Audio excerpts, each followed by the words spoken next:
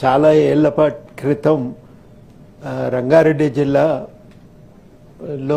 శంకర్పల్లి మండలం మామిడిపూడి వెంకటరంగయ్య ఫౌండేషన్ ఆధ్వర్యంలో మేము ఇల్లు తిరిగి సర్వే చేసినాం. స్కూలుకు పోతున్నారా, పోతే ఎందుకు పోతున్నారు, ఎందుకు చదువుకుంటున్నారే. అస్సలే చదువు రాదు. ఒక మహిళ ఇంట్లో ఉంది, మేము అన్నీ అడుగుతున్నాం ఆమెనే, ఏం చదువు నేర్పించి ఏం చేస్తావు, అప్పులు చేసి ఫీజులు ఎందుకు కడుతున్నావు, ఏమొస్తుందని ఆరాటం అని చెప్పి ఆమెను అడిగితే, అట్లా మాట్లాడతారు ఎందుకు సార్ అని మమ్మల్ని చూసి ఒక మాట అడిగింది. నాకు చదువు రాదు, నేను బస్ స్టాండ్కు పోతా, బోర్డు మీద ఏం రాసిందో నాకు తెలియదు, పోయేటోళ్ళను వచ్చేటోళ్ళను అందరినీ అడుగుతుంటే వాళ్ళెవ్వరూ నాకు ఒక మాట సహాయం కూడా చెయ్యరు, ఈసడించుకుంటారు. అవమానం అనిపిస్తుంది అవన్నీ చూస్తే. నా వెంట చదువుకున్న నా మనవడే కనుక ఉంటే వాడు బోర్డు చూసి నాకు చదివి చెప్తే నాకు ఎంత ధైర్యం ఉంటుంది అని. అంతటితో ఆగకుండా ఆమె ఒక మాట చెప్పింది. 2 కళ్ళతో చూడని ప్రపంచాన్ని చూపే 3వ కన్ను చదువు సార్. అంటే దాని ప్రాముఖ్యత అంత ఉంది. మనం ఎన్నైనా తిట్టుకోవచ్చు, ఎంతైనా ఆవేదన పడవచ్చు, కానీ అంత ప్రాముఖ్యత ఉంది కాబట్టి తినకనైనా తల్లిదండ్రులు పిల్లల్ని చదివించే ప్రయత్నం చేస్తున్నారు. ఆత్మగౌరవంతో బతకగలుగుతాడు, ప్రపంచాన్ని అర్థం చేసుకోగలుగుతాడు, తన కాళ్ళ మీద తాను నిలబడగలుగుతాడు అనేది ఒక తాపత్రయం. ఆ తాపత్రయంతోనే బడికి పంపాలనే ఆలోచన పెరిగింది. సమాజం మారుతున్న కొద్దీ ఆలోచన విస్తృతమవుతున్నది. ఒక 20-30 ఏళ్ల క్రితం ఏం చేస్తారులే అనుకున్న తల్లిదండ్రులే సమాజం మారుతున్న కొద్దీ చదివించాలి అనే నిర్ణయానికి వచ్చి తప్పనిసరిగా వాళ్ళు చదివించే ప్రయత్నం చేస్తున్నారు. కనుక ఒక అవసరం సమాజం గుర్తించింది. ఆ సమాజం గుర్తించినప్పుడు దానికి తగ్గట్టుగా చదువు చెప్పవలసిన బాధ్యత ఇలా మనందరి మీద, ప్రభుత్వం మీద కూడా ఉన్నది.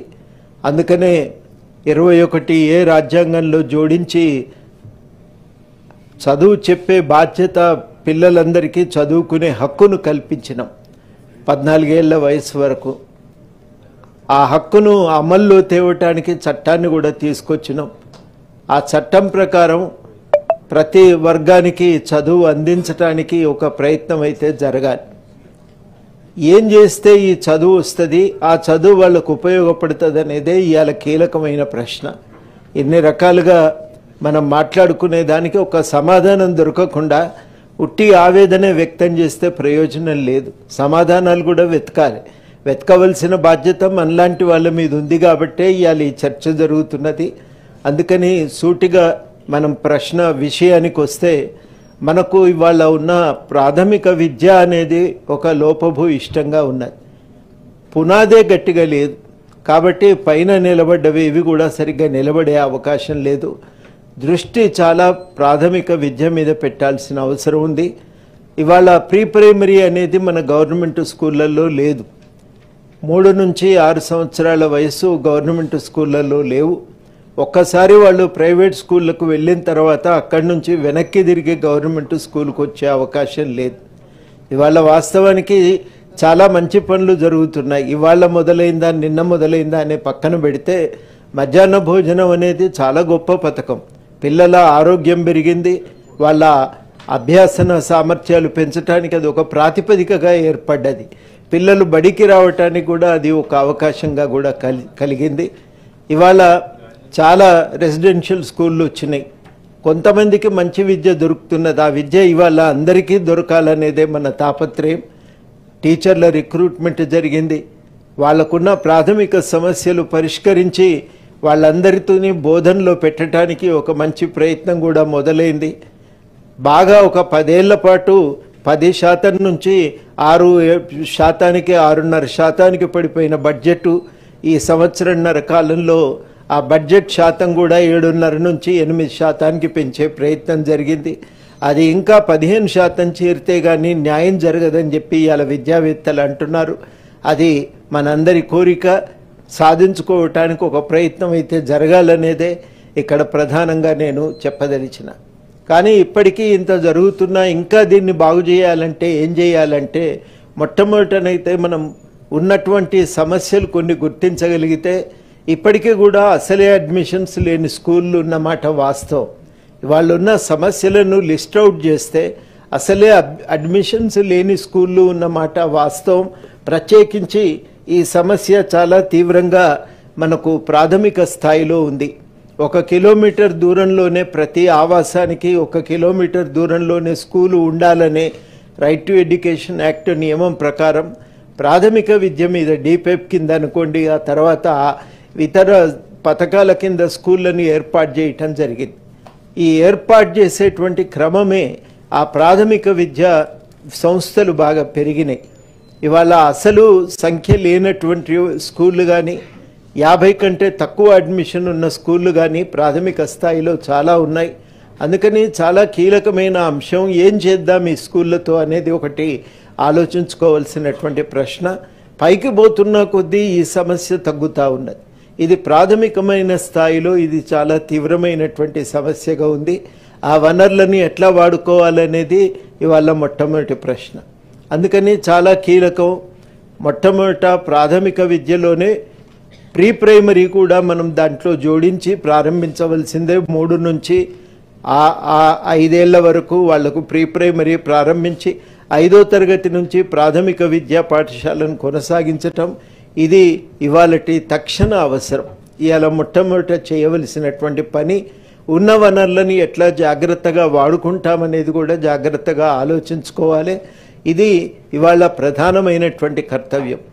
రెండో కీలకమైన సమస్య మల్టీగ్రేడ్ టీచింగ్. అంటే ఒక టీచరే 5 క్లాసులు చెప్పటమో, 2 టీచర్లు 5 క్లాసులు చెప్పటమో ఇది ఒక తీవ్రమైనటువంటి సమస్య. ఇంతమందికి ఒకే టీచర్ చెప్పటం సాధ్యం కాదు. ప్రతి క్లాస్కు ఒక టీచర్ అయితే ఉండి తీరవలసిందే. ఆ ఉన్నప్పుడు మాత్రమే అక్కడ బోధనా సామర్థ్యాలు పెంచడానికి ఒక అవకాశం ఉంటుంది. ఇవాళ తెలంగాణ విద్యా సంస్థల్లో ఉన్న 2 కీలకమైన సమస్యలు. ఒకటి, మనకు ఇవాళ బోధనా సామర్థ్యాలు, అభ్యాసన సామర్థ్యాలు చాలా తక్కువగా ఉన్నాయి. 36 రాష్ట్రాల్లో మేఘాలయ తప్ప అందరూ కూడా మనకంటే పైనే ఉన్నారు. ఇది ఇవాళటి వాస్తవం. అదేవిధంగా మౌలిక సదుపాయాల విషయంలో కూడా మనం 27వ స్థానంలోనే ఉన్నాం. గవర్నెన్స్ విషయంలో కూడా చాలా వెనుకబడిపోయి ఉన్నామనేది ఇవాళ దేశవ్యాప్త అంచనాల్లో తేలుతున్నది.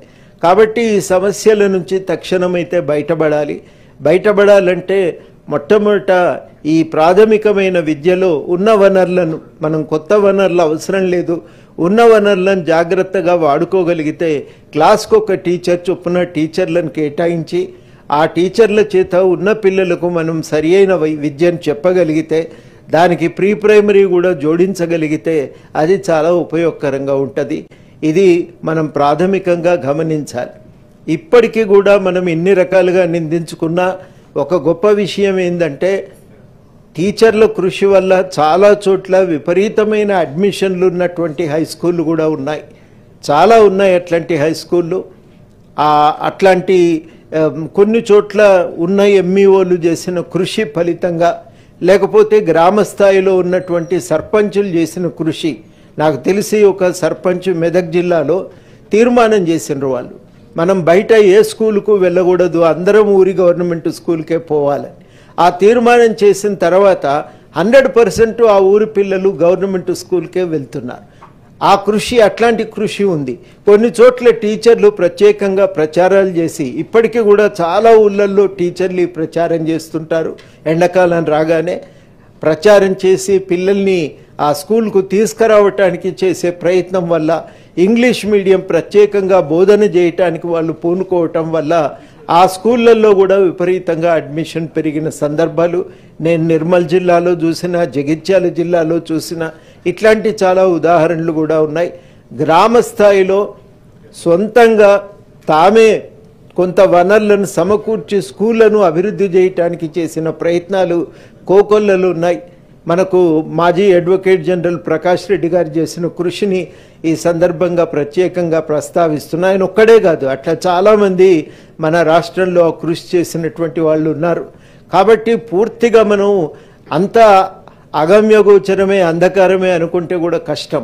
ఇట్లాంటి విజయగాథలు కూడా ఉన్నాయని మనకు గుర్తించగలిగితే మనం భవిష్యత్తుకు ఆశాజనకంగా ముందుకు నడవటానికి అవి ఒక ఉదాహరణలుగా ఒక ఆశాదీపంగా మనకు దారి చూపిస్తూ ఉంటాయి. కాబట్టి మనం ఈ రకమైనటువంటి పద్ధతుల ద్వారా ఆ ఉన్నటువంటి వ్యవస్థలను నిలబెట్టుకునే ప్రయత్నం చేయాలి.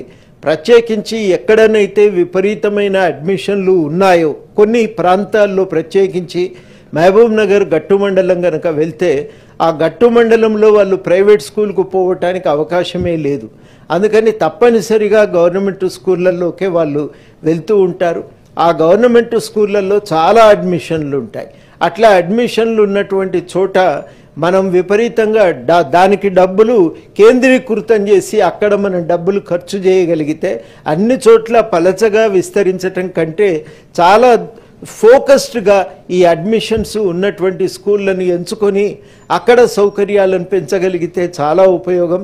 మనమంతా కూడా క్లాస్ రూమ్ చూసిన క్లాస్ రూమ్ ఇవాళటి క్లాస్ రూమ్ వేరు. అప్పుడు బ్లాక్ బోర్డును చాక్ పీసు ఉంటే అదే క్లాస్ రూమ్. కానీ ఇవాళ పరిస్థితులు మారిపోయినాయి. గ్లాస్ బోర్డుల యుగం కూడా చూసినాం.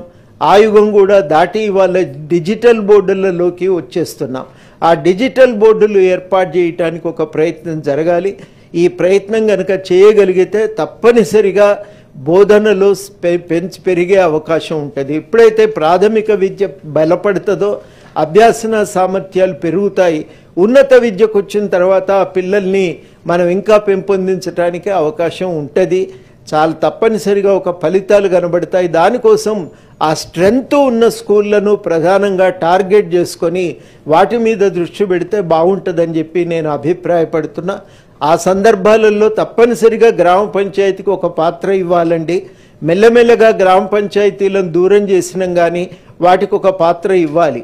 ఆ స్కూళ్ళ అడ్మిషన్ స్ట్రెంగ్త్ పెంచే బాధ్యతను కొంత గ్రామ పంచాయతీలకు ఇవ్వగలిగితే, సర్పంచులకు ఆ పాత్ర కనుక కల్పించగలిగితే అది చాలా లాభదాయకంగా ఉంటుందనేది నాకు వచ్చిన ఒక అభిప్రాయము. అనుభవజ్ఞులైనటువంటి చాలామంది కూడా చెప్పేటువంటి విషయం ఏంటంటే అట్లాంటి ఒక ప్రయత్నం అయితే సీరియస్గా జరగవలసి ఉంటుంది. అయితే ఒక మాట వాస్తవము, ఇప్పటికీ కూడా ఒక 60% మంది ప్రైవేట్ స్కూళ్ళల్లో ఉన్నారు. గవర్నమెంట్ స్కూళ్ళల్లో ఉన్న వాళ్ళ సంఖ్యను మనం క్రమక్రమంగా పెంచుకుంటూ ప్రైవేట్ స్కూళ్ళ పైన ఖచ్చితమైన చర్యలు ఉండాలి. 2 చర్యలు నేను ప్రధానంగా చెప్పదలుచుకున్నది. ఒకటి, ఫీజు నియంత్రణకు చట్టం తేవాలి. అది చాలా చాలా అవసరం.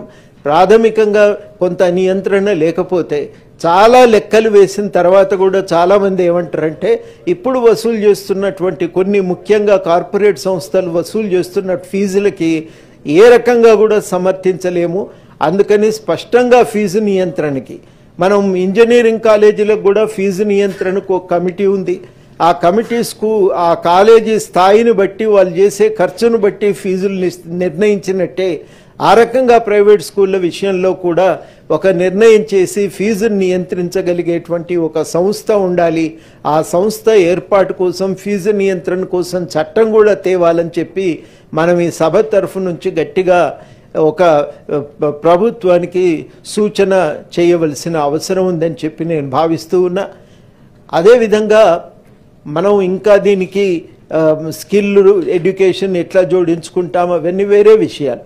చాలా వరకు ఎక్కడనైతే 10th పాటు ఇంటర్మీడియట్ జోడించుకోగలిగినరో అక్కడ డ్రాప్అవుట్ రేట్లు కూడా తక్కువ ఉంటాయి. మహిళల విషయంలో ప్రత్యేకించి ఆ డ్రాప్అవుట్ తగ్గించడానికి ఉపయోగపడతాయి. మన దగ్గర 13% డ్రాప్అవుట్ రేట్ ఉంది.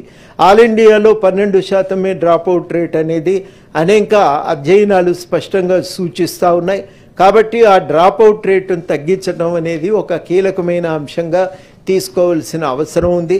ఇవి మనం కూడా ఒకటి నిర్ణయించుకోవాల్సింది, ఈ సభలో ఉన్నటువంటి సభ్యులు కూడా మనం కూడా కొన్ని చోట్ల అవసరమైతే ఎంచుకొని, చాలామంది మన సభ్యులు కూడా ఒక విజ్ఞప్తి చేస్తున్నారు, అధ్యక్ష మీకు మనం పర్యటన చేద్దామని. ఒక 2 మండలాలు ఎంచుకొని మనం ఆ 2 మండలాలు బాగా అభివృద్ధి చెంది పట్టణానికి దగ్గర ఉన్న మండలం, గట్టు లాంటి వెనుకబడిన మండలాలు సందర్శించి అక్కడ గవర్నమెంట్ స్కూళ్ళ పట్ల ప్రజల్లో ఉన్న అభిప్రాయాలు తెలుసుకోవటం, వాటిని బాగు చేయటానికి ఏం చేయవచ్చు అనేది మనం ఒకటి అధ్యయనం చేయటం, అది కూడా ఉపయోగకరంగా ఉంటుందని, దానికి తోడుగా కొంత బాధ్యత తీసుకొని కొన్ని స్కూళ్ళను గ్రామాలను అడాప్ట్ చేసినట్టే స్కూళ్ళను కూడా అడాప్ట్ చేసుకొని ఆ స్కూళ్ళల్లో సౌకర్యాలు పెంచడానికి, అడ్మిషన్లు పెంచడానికి మనం కూడా కొంత తోడ్పడగలిగితే బాగుంటుందని. అంటే తక్షణం మనం మొత్తం పిల్లలందరినీ గవర్నమెంట్ స్కూల్లోకి తేలేము, కానీ గవర్నమెంట్ స్కూళ్ళల్లో అడ్మిషన్ పెంచటం అయితే చాలా చాలా అవసరమని నేను భావిస్తూ ఉన్నా. ఈ గవర్నమెంట్ స్కూలే అని ఎందుకు నేను ప్రధానంగా నొక్కి చెప్తున్నానంటే 2 కారణాలు ఉన్నాయి. ఒకటి, గవర్నమెంట్ విద్యా సంస్థలు సమానంగా చూస్తాయి అందరినీ, డబ్బు ఉన్నా లేకపోయినా అందరికీ సమానంగా విద్యను అందిస్తాయి. గవర్నమెంట్ విద్యా సంస్థలు మాత్రమే మనుషులందరికీ సమానమైన విద్యను అందించగలుగుతాయి. ఆ శక్తి గవర్నమెంట్ స్కూళ్ళకే ఉంది. కాబట్టి సమాన విద్య అనేది గవర్నమెంట్ విద్య ద్వారా, విద్యా సంస్థల ద్వారా మాత్రమే సాధ్యమవుతుంది. చాలా స్కూళ్ళకు వెళ్ళినప్పుడు ఆ పిల్లల్ని అడిగితే చాలా బాగా చెప్తారు, మీ స్కూల్లో ఏం బాగుంది అని. అంటే వాళ్ళు చాలా సిస్టమేటిక్గా ఏళ్ళు మడత పెట్టుకుంటా ఒకటి తర్వాత ఒకటిగా వాళ్ళు చెప్తుంటారు. వాళ్ళు చెప్పే దాంట్లో మొదటి విషయం ఏంటంటే, మా టీచర్లు చదువు చెప్పే శక్తి బాగుంది, మిగతా టీచర్ల కంటే మా టీచర్లే నయం, బాగా చదువుకున్న వాళ్ళు మా టీచర్లు అనే విశ్వాసం. మాకు పుస్తకాలు ఇస్తున్నారు, మాకు యూనిఫామ్ ఇస్తున్నారు అనే మాటలు వాళ్ళు ప్రధానంగా చెప్తున్నారు. అంటే వాళ్ళకు ఒక నమ్మకం ఉంది, ఈ స్కూళ్ళ ద్వారా, ఈ సహాయం ద్వారా మేము అభివృద్ధి చెందగలమనేది. ఎక్కడ కొంచెం చేయూతనిస్తే, సహాయం చేయగలిగితే, కొంత సౌకర్యాలు అందించగలిగితే అక్కడ పిల్లలందరూ కూడా స్కూళ్ళ చుట్టూ పోగవుతున్నారు. కాబట్టి ఈ స్కూళ్ళు అయిపోయినాయి అని మనం అనుకోవటానికి లేదు. వాటి శక్తిని పెంపొందించడానికి ప్రత్యేకంగా చర్యలు తీసుకోవాలి. 10 సంవత్సరాల క్రమంలో దిగజారిపోయినటువంటి వ్యవస్థను ఇవాళ క్రమక్రమంగా మళ్ళీ బలోపేతం చేయడానికి చర్యలు తీసుకోవటమే ఒక కీలకమైనటువంటి అంశమని నేను భావిస్తూ, అక్కడి నుంచి జూనియర్ కాలేజీకి వచ్చేసరికి దాదాపు 75% ప్రైవేట్ విద్యా సంస్థల్లో ఉన్నారు. అది ప్రధానంగా ఒక కార్పొరేట్ విద్యారంగం చేతుల్లోకి వెళ్ళిపోయింది. అది ఆ కార్పొరేట్ విద్యారంగం కొన్ని చూస్తే ఆశ్చర్యమవుతుంది. ఆ కాలేజీ అడ్మిషన్ల కోసం ఇచ్చే బ్రోషర్ చూస్తే ఇంటర్మీడియట్ విద్య 3 కాంబినేషన్లు, 3 కాకపోతే 4 కాంబినేషన్లు ఉంటాయి. కానీ ఆ 4 కాంబినేషన్లకు ఒక 20 రకాలైన కోర్సులను వాళ్ళు తయారు చేసి, మేము ఇంటర్మీడియట్ విత్ ఐపీ అంటే EAMCET entrance, intermediate ITI entrance, intermediate 2 కలిపి చెప్తాము. ఇట్లా రకరకాల పేర్లతో విపరీతమైనటువంటి ఫీజు వసూలు చేస్తున్నారు. కనీసమైన సౌకర్యాలు ఉండయి, ల్యాబొరేటరీ సౌకర్యాలు ఉండయి. ఉమెన్స్ కమిషన్ వాళ్ళు ఒక కాలేజీని రైడ్ చేసినప్పుడు చాలా ఆశ్చర్యకరమైనటువంటి విషయాలు వెలుగులోకి వచ్చినాయి. చాలా అన్యాయమైనటువంటి, అనారోగ్యకరమైనటువంటి రీతిలో వాళ్ళు ఆ హాస్టల్ సదుపాయాలను నడుపుతున్నారు. అమ్మాయిలు చాలా ఇబ్బంది పడుతున్న పరిస్థితులు అప్పుడు మనకు చాలా వెలుగులోకి వచ్చినాయి. అందుకని మనం ఇవాళ సీరియస్గా ఈ విద్య మీద నియంత్రణ చేయాల్సిందే. కార్పొరేట్ విద్య మీద చాలాసార్లు పర్మిషన్ కూడా ఉండదు, కానీ వేరే కాలేజీ పేరుతో పరీక్ష రాయిస్తామనే ధీమాతో వాళ్ళు అడ్మిషన్స్ తీసుకుంటున్నారు. పర్మిషన్ లేకుండా ఎట్లా నడుస్తాయనేది ఒకటి కఠినమైన నిర్ణయం తీసుకోవాల్సిన అవసరం ఉంది. 2, చాలా ఖచ్చితంగా ఇక మీదట ప్రైవేట్ విద్యా సంస్థలను విస్తరించమని ఒక మారిటోరియం విధించటం కూడా చాలా చాలా అవసరం. అది స్కూళ్ళు కానీ, కాలేజీలు కానీ, లేకపోతే డిగ్రీ జూనియర్ కాలేజీలు కానీ, వాటి అన్ని స్థాయిల్లో కూడా ఒక మారిటోరియం విధించకపోతే ఈ అడ్డగోలు విస్తరణ కూడా అది చాలా సమస్యలను తీసుకొస్తుంది. అక్కడ మనం చాలా సీరియస్గా ఒక ప్రయత్నం చేయాల్సిన అవసరం ఉంది. డిగ్రీ స్థాయిలో కూడా అదే రకమైన గందరగోళం. వాస్తవానికి గందరగోళానికి కారణం లేకపోలేదు. 84, 85 నుంచి ప్రారంభమై మెల్లమెల్లగా ఉన్నత విద్యకు మనం ఖర్చు పెట్టలేము. ఉన్నత విద్యకు పెట్టవలసిన ఖర్చు మొత్తము కూడా మనం అయితే ప్రైవేట్ విద్యా సంస్థలకు వదిలేయాలి, లేకపోతే దూర విద్యకు వదిలేయాలి అనే ఒక నిర్ణయానికి రావటం అప్పటి ప్రభుత్వాలు వాళ్ళు ఆ కేటాయింపులు తగ్గించారు. 94 తర్వాతనైతే ఇంకా యూనివర్సిటీలకు కూడా డబ్బులు అవసరం లేదని నాకు చాలా గుర్తుంది. అప్పుడేం డబ్బులు ఉన్నాయని కాదు, నేను నిజాం కాలేజీలో లెక్చరర్గా పనిచేసేటప్పుడు మా డిపార్ట్మెంట్కు సంవత్సరానికి 100 రూపాయలు వచ్చేవి. 100 రూపాయలతో ఏం చేసుకోవాలని మేము నవ్వుకునేది. ఒక 4 డస్టర్లు, 4 చాక్పీస్ డబ్బాలు కొనుక్కోవటానికి కూడా అవి సరిపోకపోయేది. ఆ రకమైన పరిస్థితి. కానీ అప్పుడు బోధన లేదా అంటే అప్పుడు నిజానికి ఉన్నతమైన ప్రమాణాలతో విద్యాబోధన సాధ్యమైంది. ఎందుకు సాధ్యమైంది అంటే కావలసిన సిబ్బంది ఉన్నారు. వాళ్ళందరినీ కూడా యూనివర్సిటీ అప్పుడు రిక్రూట్ చేసింది యూనివర్సిటీల్లో ఇవాళ యూనివర్సిటీల పరిస్థితి చూస్తే మీరే ఇచ్చినటువంటి లెక్కల ప్రకారం చూస్తే చాలా గందరగోళమైనటువంటి పరిస్థితే. మొత్తంగా 2878 సిబ్బందికి కాను 753 మంది పనిచేస్తే 2125 పోస్టులు వేకెంట్ ఉన్నాయి. ఇన్ని పోస్టులు వేకెంట్ ఉంటే ఏ యూనివర్సిటీ పనిచేయగలుగుతుంది? డిగ్రీ కాలేజీల పరిస్థితి కూడా ఇదే. తాత్కాలికమైనటువంటి ఉద్యోగాలు, అక్కడ మినిమం వాళ్ళకు కావలసినటువంటి ల్యాబ్ ఫెసిలిటీస్ ఉండవు, లైబ్రరీ ఫెసిలిటీస్ ఉండవు. మేము చాలా కాలేజీలు తిరిగి చూసినప్పుడు వాళ్ళు వ్యక్తం చేసినటువంటి ఆవేదన మామూలు ఆవేదన కాదు. కాబట్టి ఇవాళ జూనియర్ కాలేజీలు అన్నీ కూడా గ్రామీణ ప్రాంతాల్లో పేద విద్యార్థులకు మాత్రమే చదువు చెప్పేటువంటి సంస్థలుగా ఉన్నాయి. డిగ్రీ కాలేజీలు కూడా అదే రకమైన స్థితి. ఇవన్నీ మామూలుగా వచ్చినటువంటి కాలేజీలు కావు అధ్యక్ష. చాలామందికి ఇక్కడ ఉన్న సభ్యులకు కూడా తెలిసి ఉండకపోవచ్చు. ఒక్కొక్క డిగ్రీ కాలేజీ వెనుక అప్పుడు ఆ పెద్దలు రాజకీయ నాయకులు చేసిన త్యాగం మామూలు త్యాగం కాదు. నాకు బాగా గుర్తుంది, సిద్దిపేట అప్పటి ఎమ్మెల్యే గారు రాజేశ్వరరావు గారు అనుకుంటా, మంత్రి పదవి ఇస్తానంటే మా ఊరికి కాలేజీ ఇయ్యి, నాకు మంత్రి పదవి వద్దని చెప్పి ఆయన అప్పుడు వాళ్ళు అడిగినటువంటి సందర్భం. ఆ రకమైనటువంటి స్థితిలో కాలేజీలు వచ్చినాయి.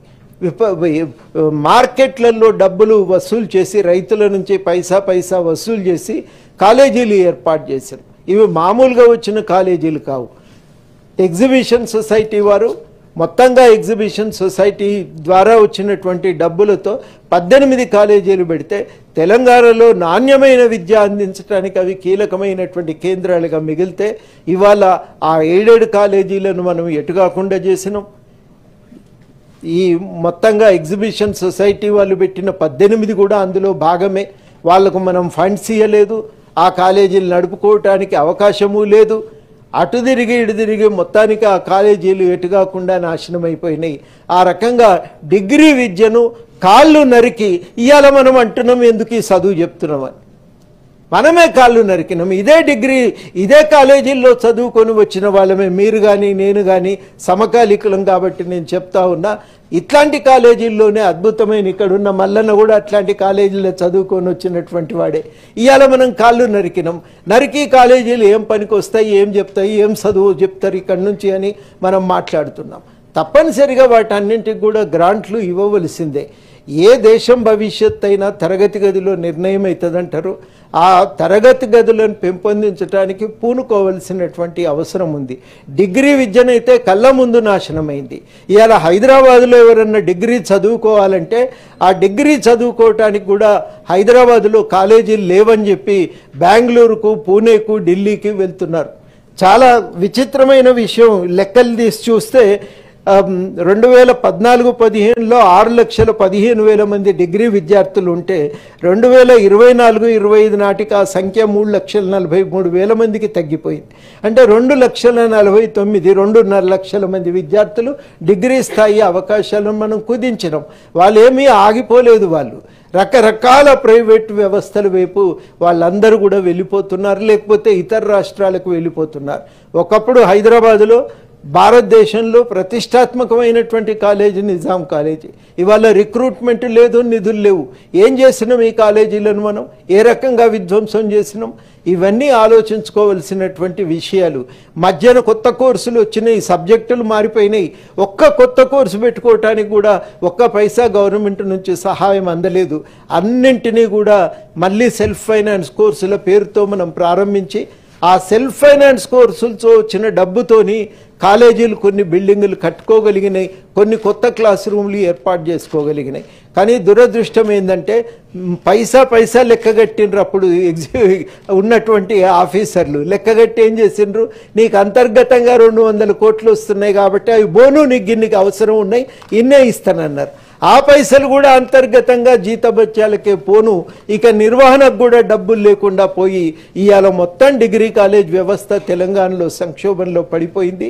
ప్రాథమిక విద్యను నెలకొల్పగలిగితే, బలోపేతం చేయగలిగితే పునాది బలపడుతుంది, స్కూలు విద్య ఎదుగుతుంది. అది ఎదిగినట్టయితే డిగ్రీ విద్యను కూడా మనం కాపాడుకోవచ్చు. ఆ డిగ్రీ విద్యను మనం బలోపేతం చేసుకోగలిగితే దానికి మీరు జోడించి టెక్నికల్ విద్య ఏం చెప్తారో చెప్పండి, అవన్నీ స్కిల్స్ ఏం నేర్పిస్తారో నేర్పించండి, సాఫ్ట్ స్కిల్స్ ఏం ట్రైనింగ్ నేర్పిస్తారో నేర్పించండి. ఇవన్నీ ప్రయోగాలు జరిగినవే, ఇవాళ కొత్తగా మనం చేస్తున్నది కూడా లేదు. ఇవన్నీ కూడా జరగవలసిన అవసరం. యూనివర్సిటీకి వచ్చేసరికి నేను ఇంతకుముందు చెప్పినట్టు మొత్తం పోస్టులు ఖాళీలే. ఇక ఏం టీచింగ్ జరుగుతుంది, ఏ రకమైన కాలేజీ వాతావరణం ఉంటుంది ఒక్కసారి ఊహించుకోండి. ఉన్న దాంట్లో 3 వంతులు పోస్టులు ఖాళీ ఉన్నాయి. 3 వంతుల పోస్టులు ఖాళీ ఉండి నెలల తరబడి వైస్ ఛాన్సలర్ల నియామకం జరగలేదు. ఒక్క వైస్ ఛాన్సలర్ల నియామకానికి కాలయాపన జరిగిపోయింది. అక్కడ ఉన్న భవనాలు శిథిలమైపోతుంటే ఉస్మానియా యూనివర్సిటీలో ఇవాళ ఏ హాస్టల్, బి హాస్టల్, చారిత్రాత్మకమైనటువంటి కట్టడాలు, చాలామంది అక్కడ ఉండి చదువుకున్నటువంటి వాళ్ళే, పివి నరసింహారావు లాంటి వాళ్ళు కూడా అక్కడ ఉండి చదువుకున్న వాళ్ళే. వాటిని కూడా మనం పునరుద్ధరించడానికి వీసమెత్తు ప్రయత్నము చేయలేకపోయినాం. ఇవన్నీ కూడా మనం చేసినటువంటి ప్రయత్నాల ఫలితంగా జరిగినటువంటి నష్టం ఏమవుతుంది అంటే, ఈ చదువుకున్న వాళ్ళు ఒక తెలివిమంతులైతారు, నిలబడగలుగుతారు, గట్టిగా ఈ సమాజాన్ని ప్రశ్నించగలిగేటువంటి శక్తి సమకూర్చుకోగలుగుతారు. ఆ సోషల్ వెల్ఫేర్ హాస్టల్లో నుంచే కదా తెలంగాణ సామాజిక మార్పుకు మూల కారణమైన శక్తులన్నీ అక్కడి నుంచే కదా పుట్టుకొని వచ్చినాయి. ఆ చదివే లేకపోతే ఏం కావాలి ఈ సమాజానికి? దారి చూపే వాళ్ళు ఎవరు? కులాలకు మతాలకు అతీతంగా మనుషుల్ని సమానంగా చేయగలిగేటువంటి వ్యవస్థ వేరొకటి ఏదుంది? లేదు కదా. దీనికి తోడు స్కిల్ ట్రేడింగ్ అనేది జోడించుకోవటం అనేది ఇయాలటి అవసరం, ఎవ్వరం కూడా కాదనంటలేం. కానీ ఒక మాట మనందరం కూడా గ్రహించాల్సింది ఏంటంటే, ఈ క్రమానుగతంగా జరిగే ఈ మార్పులకు తోడుగా ఉపాధి కల్పన అనేది కూడా అవసరం. కానీ ఉపాధి కల్పన బాధ్యతను విద్యా సంస్థల మీద పెట్టొద్దని చెప్పి అధ్యక్ష నేను మీ ద్వారా అందరికీ కూడా విజ్ఞప్తి చేస్తున్నా. ఉపాధి కల్పన అనేది ఆర్థిక విధానాల ద్వారా వస్తుంది. ఇవాళ గవర్నమెంట్ జాగ్రత్తగా ఆలోచిస్తున్నది. మేము చిన్న సూక్ష్మ తరహా పరిశ్రమలు పెడతాం, యువతకు స్వయం ఉపాధి కోసం ఆర్థిక సహాయం చేస్తాం. అందరికీ గవర్నమెంట్ ఉద్యోగాలు వస్తాయని ఎవ్వరూ అనుకోవటం లేదు, ఎప్పుడూ అనుకోలేదు. ఇవాళ ప్రత్యేకంగా గవర్నమెంట్ ఉద్యోగాలు నింపటంతో పాటుగా ఇవన్నీ చేయగలిగితే చాలా రకాలుగా సౌకర్యాలు కనబడితే, ఒక అవకాశం కనబడితే వాళ్ళు ముందుకు పోతారు. మనం అంటాం ఏం పని చేయరు అని అంటాం. మీరు దుబాయ్ పోయి చూడండి, ఎటువంటి పని చేస్తారు, ఎంత కష్టపడతారు, ఎంత వాళ్ళు తీవ్రమైనటువంటి ఒత్తిళ్ళు ఉన్నప్పటికీ కూడా, ఎన్ని ఆర్థికంగా ఇబ్బందులు ఉన్నా కూడా వాళ్ళే రకంగా పనిచేయగలుగుతున్నారు. ఒక అవకాశం ఇవ్వగలిగితే ఒక మార్పు అనేది మెల్లమెల్లగా సాధ్యమవుతుంది. ఆ అవకాశాన్ని మనం చూపవలసినటువంటి బాధ్యత ఉంది. ఆ అవకాశాలను కల్పించడానికే పూనుకోవాలి. ఇవాళ అవసరం అది. సర్వే జరిగితే ఏమవుతుంది, ఆ లెక్కలు ఎంత కరెక్ట్ ఉన్నాయి అని అంటారు. కానీ చాలామంది నా దృష్టిలో సామాజిక వాస్తవాలు ఏంటి అనేది అర్థమవుతున్నప్పుడు ఆ వాస్తవాల ఆధారంగా ఒక సీరియస్ ప్రయత్నం చేయాలి. చేయకపోతే ఒక విద్యారంగాన్ని మనం పెంపొందించుకోలేకపోతే యువత సంపూర్ణంగా అది బలహీనపడిపోతుంది. ఇవాళ అధ్యయనం చేసిన వాళ్ళు చెప్తున్నారు, 30% మంది బస్తీలలో పిల్లలు, బస్తీలనే కాదు ఎక్కడ అధ్యయనం అక్కడ చేసిండ్రు కాబట్టి చెప్తున్నారు, ఎక్కడ చూసినా 30% మంది డ్రగ్స్కు బానిసలైపోయినారు. ఈ డ్రగ్స్కు బానిసలైపోయిన పిల్లల్ని బయటపడేయాలంటే మనం చదువు అవకాశాలను పెంపొందించటం మాత్రమే కాదు, వాళ్ళకు ఉపాధి అవకాశాలు బయట కల్పించి నీకు ఈ అవకాశం ఉంది, నువ్వు ఈ దారిలో వెళ్ళవచ్చు అనే ఒక ధైర్యాన్ని మనం ఇవ్వగలిగితే తప్పనిసరిగా ఒక మార్పు, ఈ మార్పు తెలంగాణ ఎదగటానికి చాలా కీలకమవుతుంది. సమానత్వంతో కూడినటువంటి ఒక అభివృద్ధిని, ఒక ఇంక్లూజివ్ డెవలప్మెంట్కు అవకాశం కలుగుతుంది. ఒక 2 మాటలు చెప్పి నేను ముగిస్తా. మనమందరం కొట్లాడినప్పుడు తెలంగాణ కోసం ఆ రోజు ఒక ఆశ, మన రాష్ట్రం మనకు ఏర్పడితే, మన వనరులు మనకు మిగిలితే ఈ అసమానతలను తొలగించగలిగే ఒక అభివృద్ధిని తెచ్చుకోగలుగుతామని. అది వెంటనే సాధ్యమవుతుందని ప్రొఫెసర్ జయశంకర్ లాంటి వాళ్ళు కూడా నమ్మలేదు. కాకపోతే ప్రొఫెసర్ జయశంకర్ గారు ఏమన్నారంటే, మీరందరూ కృషి చేయగలిగితే అట్లాంటి అభివృద్ధికి తెలంగాణ రాష్ట్రంలో అవకాశం ఉంటుందని విశ్వసించారు. ఆ విశ్వాసాన్ని మనం ఇవాళ వాస్తవంగా మార్చడానికి ఒక ప్రయత్నం చేయవలసిన అవసరం ఉంది. ఇంత చర్చకు అంగీకరించడమే మామూలు విషయం కాదు, చాలా గొప్ప విషయం ఇది. ఈ చర్చ నిరుపయోగం కావద్దు, వృధా కావద్దని చెప్పి నేను బలంగా నమ్ముతున్నా. మనం ఈ విద్యా సంస్థలను బాగు చేసుకుందాం. తెలంగాణ విద్య ఒక కేంద్రంగా ఉండే విధంగా దాన్ని మార్చుకుందాం.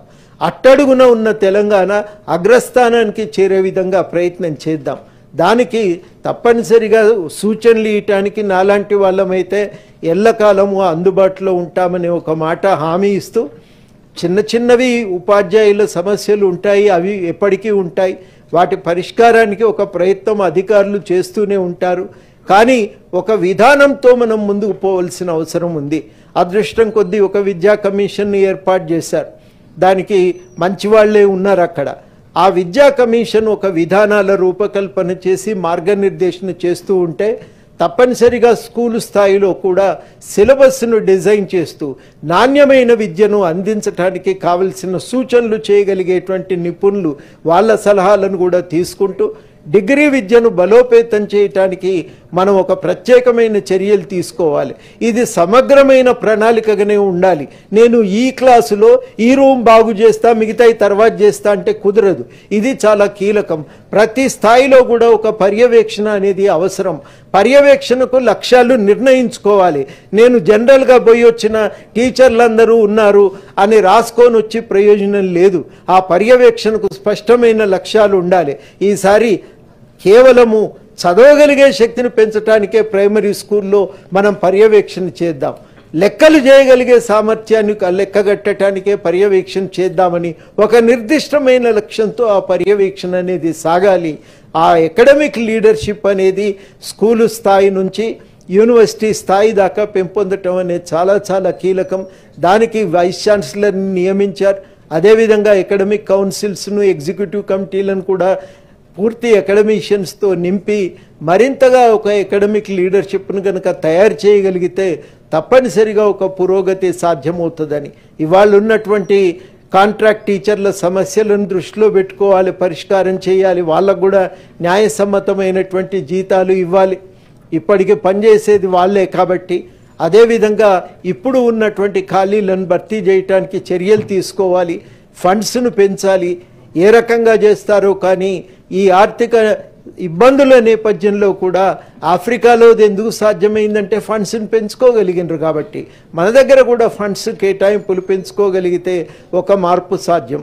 ఒక ఆఖరిగా నేను చెప్పేది ఏంటంటే, ఎల్లకాలం పరిస్థితి ఇట్లనే ఉంటుంది అనుకుంటే పొరపాటు. మనం స్కూళ్ళల్లో ఉన్నప్పుడు ఇట్లా లేదు. పరిస్థితి మారింది, ఎక్కడో దిగజారింది. ఎందుకు దిగజారింది, ఇయాలటి పరిస్థితి ఏంది అనేది గ్రహించగలిగితే, ఇక్కడి నుంచి బాగు చేసుకోవటానికి భవిష్యత్తుకు తొవ్వ వేసుకోగలిగితే తప్పనిసరిగా ఒక అవకాశం ఉంటుంది, అభివృద్ధి సాధ్యమవుతుందని చెప్పి నేను నమ్ముతున్నాను అధ్యక్ష. అట్లా అవసరం కాబట్టే ఈ చర్చ నా దృష్టిలో చాలా కీలకమైంది. తెలంగాణ భవిష్యత్తుకు ఒక మార్గనిర్దేశన చేయగలిగేటువంటి ఇట్లాంటి చర్చకు మీరు పూనుకున్నందుకు మిమ్మల్ని అభినందిస్తూ ఈ అవకాశం ఇచ్చినందుకు కృతజ్ఞతలతో సెలవు.